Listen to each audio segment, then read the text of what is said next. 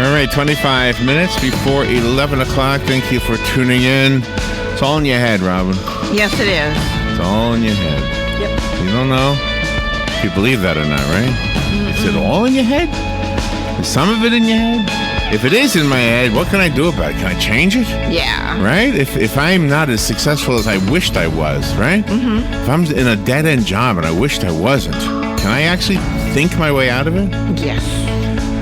Dr. Cynthia Howard has written a very thought-provoking book. It is called The Resilient Leader Mindset Makeover. Uncover the elephant in the room. Dr. Howard is an executive coach, a performance expert, and we're going to talk about her book right now. Again, the book is called The Resilient Leader. If you want to go to her website right away, it is eileadership.org. eileadership.org. Dr. Cynthia Howard, good morning, doctor. It's an honor to have you on our show. Oh, good morning. Where are you? Where are you calling from? Bradenton. Bradenton. Oh, here in Florida. Yeah. Oh, well, thank you for... You should have come up here to Ocala. I know. It's an easy drive. So tell me about the book. Are you giving us some tools so that we can perhaps sharpen our ability to see the true reason behind why we do what we do? Absolutely. In fact, the reason I've gotten so involved and interested in mindset is because most people are walking around distracted and dazed, and it's more important than ever to tune in to what's actually happening inside of us.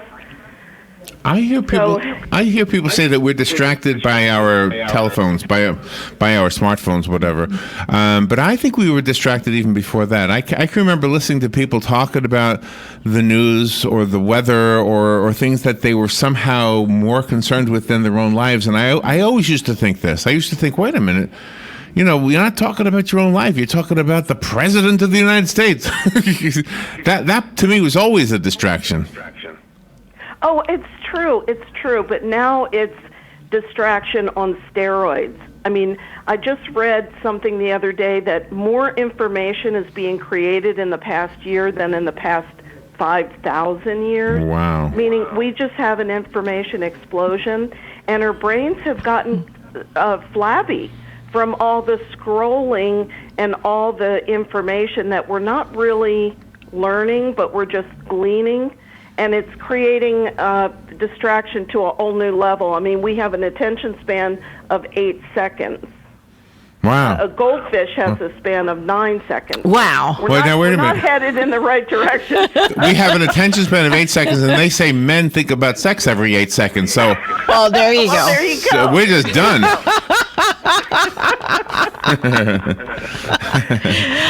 You really do a great job in your book bringing up bullies.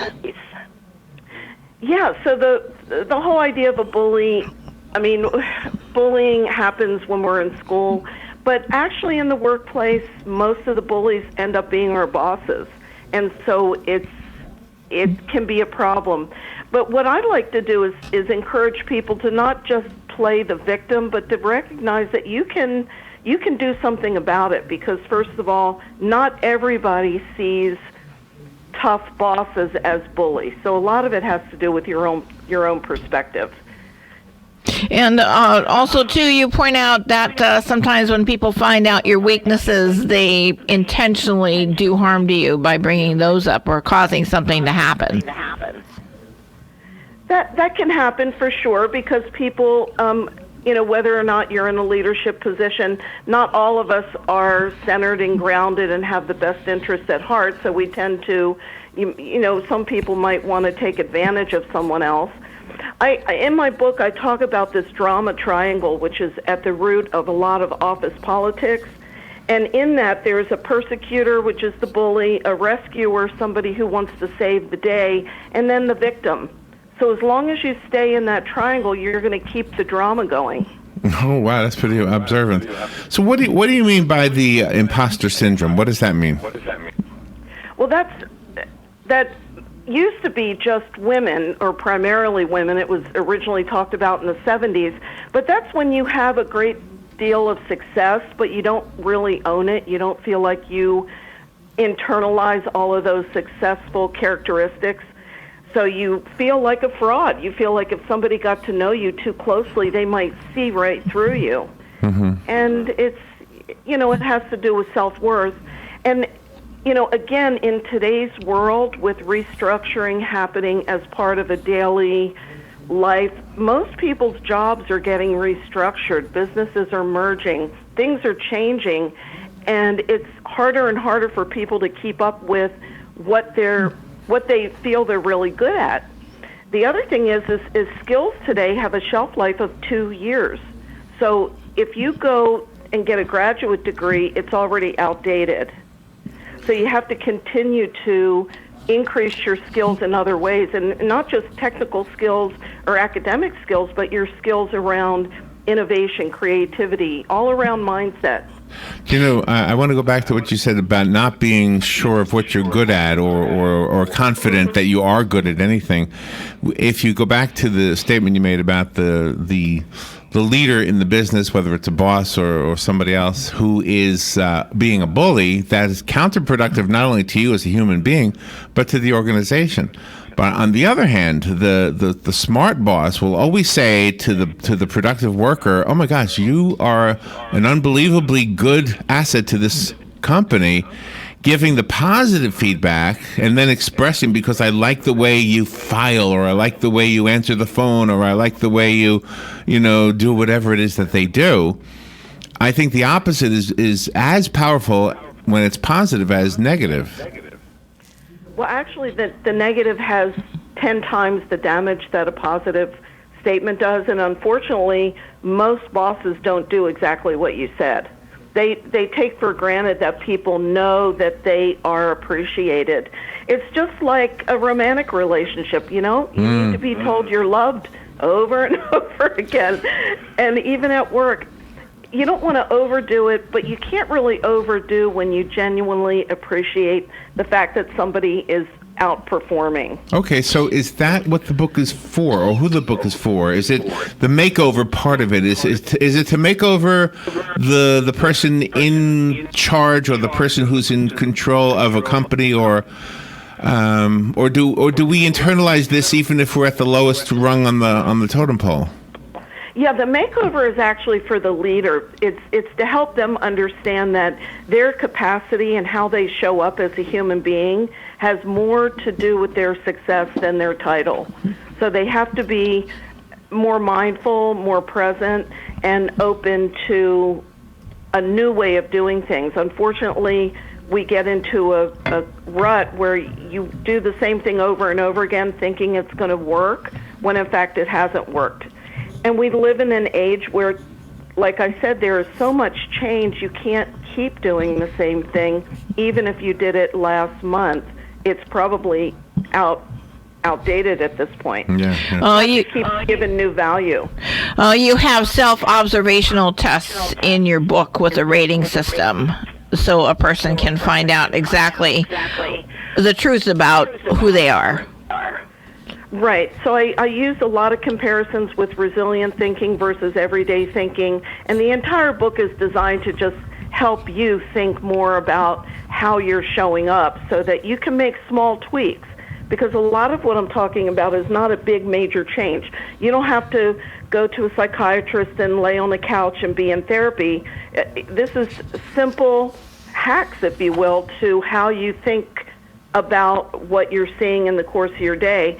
And I talk a lot about the stress reaction and what that does to unhook our brain from our highest level thinking, and it puts us into that survival mode.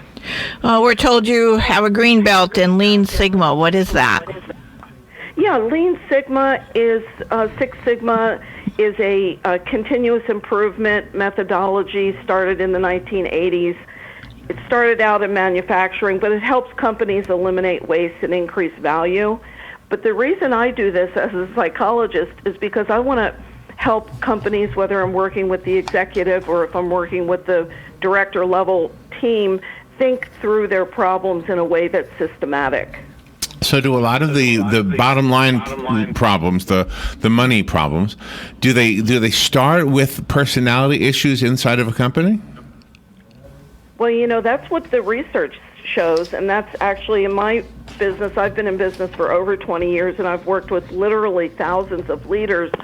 Most of the decisions, the poor decisions, most of the execution problems are usually because of unresolved conflicts, either within themselves or communication breakdowns in the companies. And that's what's really frustrating, is they can actually be fixed with just a small shift in mindset, and that's really what the book is driving at, is to help leaders realize it's just a small shift in their mindset. Can you give us an example of maybe just kind of paint a little picture with words of let's say a boss or a manager or whatever who is doing it wrong? Just tell us what they're doing wrong and how you would recommend that they change everything. Well, one big example that comes to mind, I don't know if it's too old, but do you remember when Tesla went on TV and smoked a joint and drank some scotch? Mm-hmm. Yeah. And that was in the midst of an SEC investigation, and he had talked about how he had worked 120 hours or 117 hours that week. He clearly did not have good judgment. He exceeded his performance capacity. And so, for example, on an everyday level, I had a client recently, he's getting ready to have a new baby.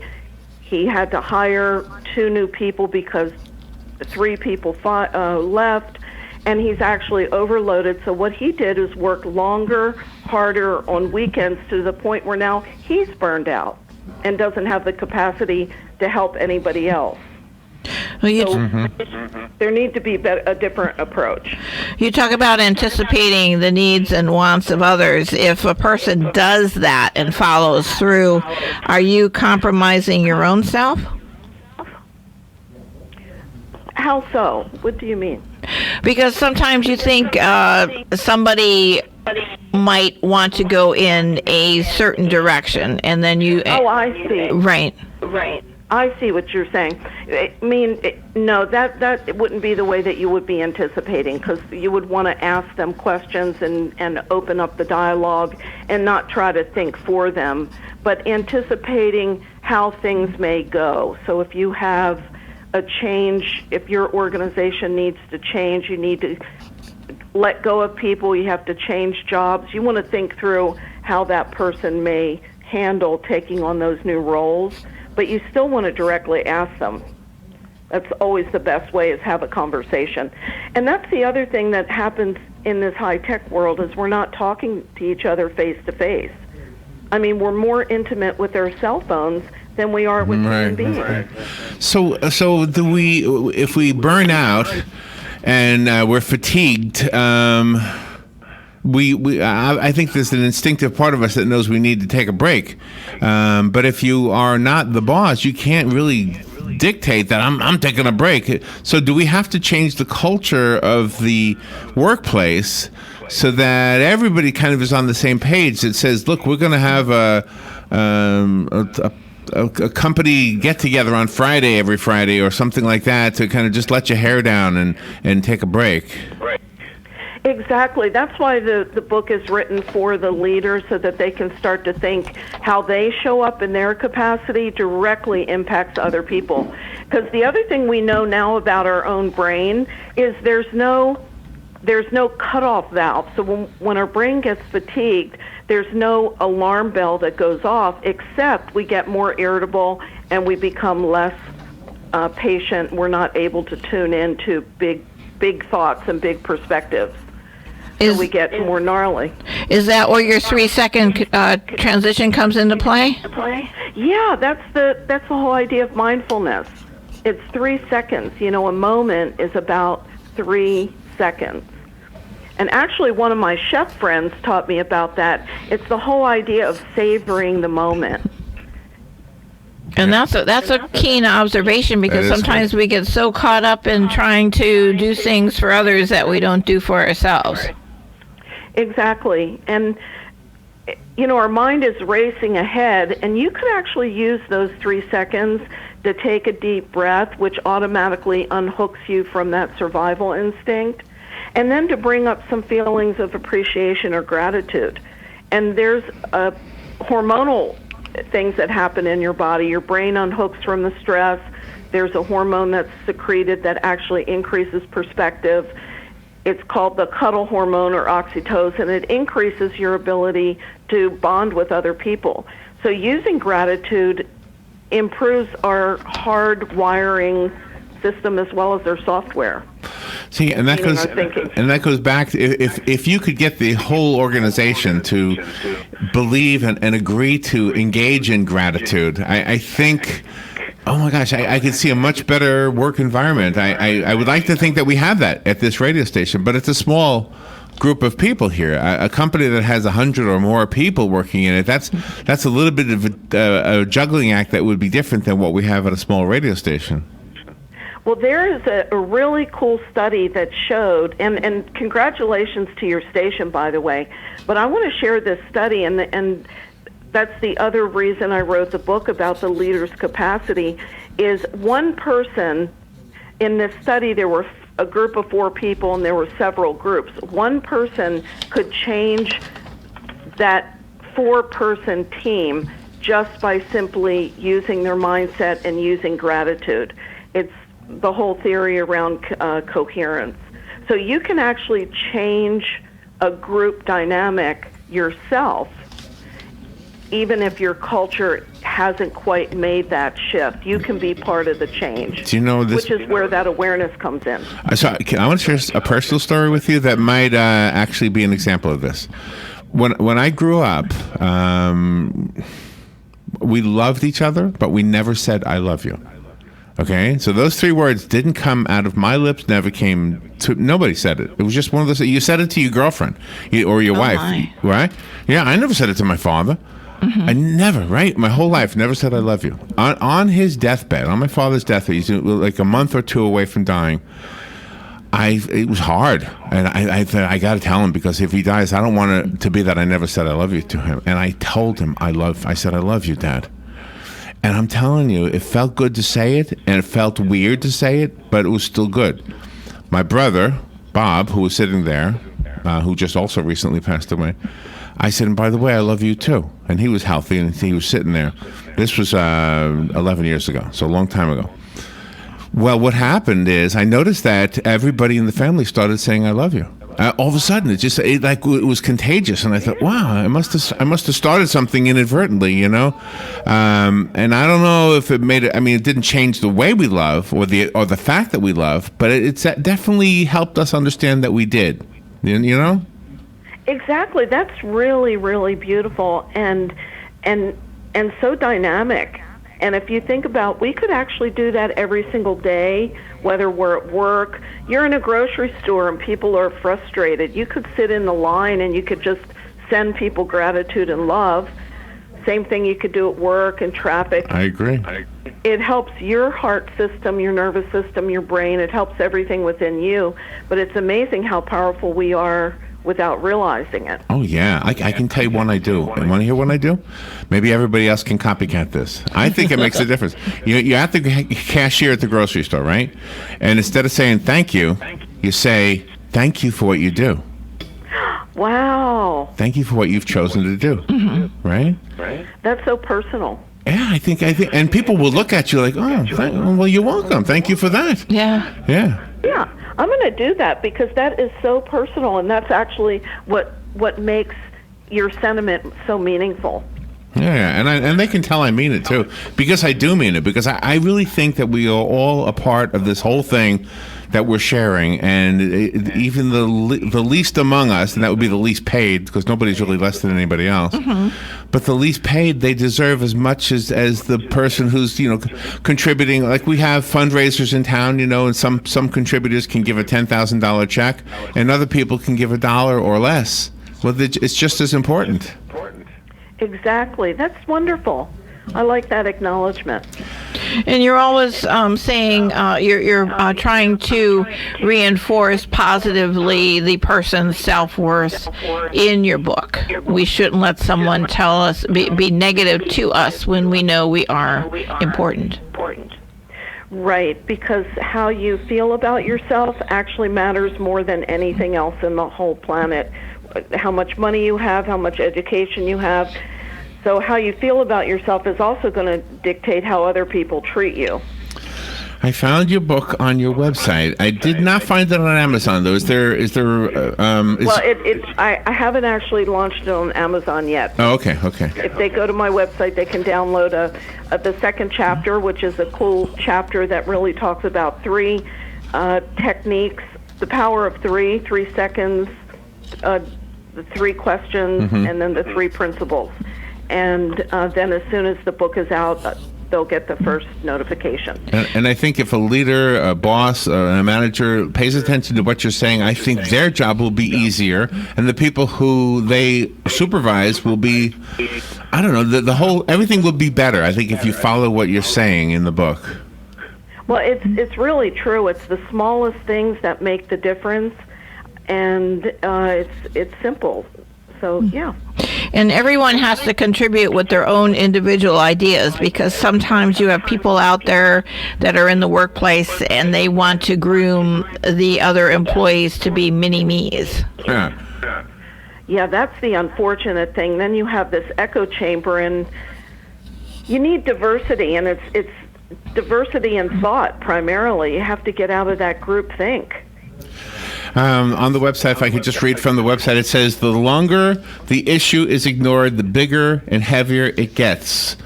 And this costs you time, money, and energy you cannot get back. Technology has changed how we work, live, and communicate. Leading in an always-on world makes it tough to know how to flex and adapt your leadership approach. This is one of the elephants in the room that our guest is talking about in her book. The book is called The Resilient Leader Mindset Makeover by Dr. Cynthia Howard. I think we have a book here. If you would like the copy that was sent to us, just call me at 622-9622. I'll set it aside and you can have it. Doctor, the website is the best place right now, right? Yes. eileadership.org. eileadership.org. All right. Well, thank you so much for doing what you do and for taking time to talk to us on the phone today. Oh, much appreciated. I appreciate you, too. And you're invited to come up and do this in the studio one day. Oh, good. I look forward to that. All right. Thank you so much. Larry and Robin. You're welcome. We'll be right back.